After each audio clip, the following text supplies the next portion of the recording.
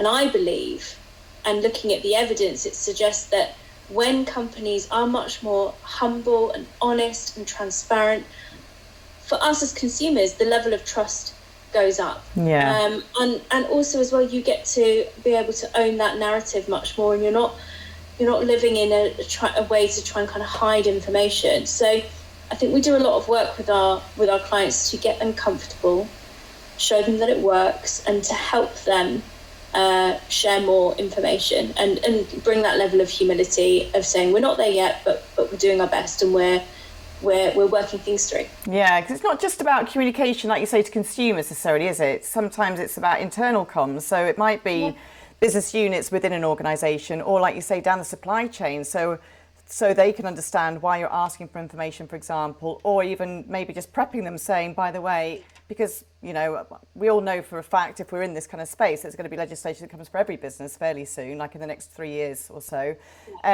So again, it's those smaller companies, perhaps in the supply chain, that do need to start getting their information and evidence there. And then why not take the advantage of that communication again for them as well, because that puts them in good stead for their value chain going upwards, as well as other investors and funders, etc.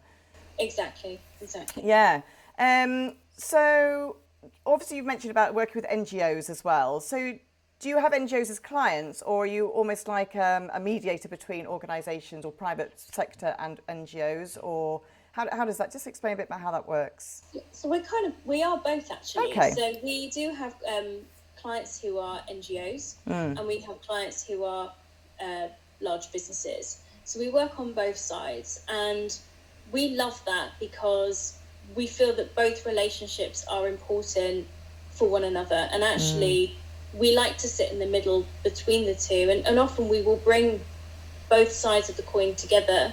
And we feel time and time again, when this happens, there is exponential gain from all sides when that does happen. So I think what I would love to see is more and more of that happening. I think if we think about how the NGO world and the corporate world have always been, they've been relatively separate, and often there have been times of clash and tension.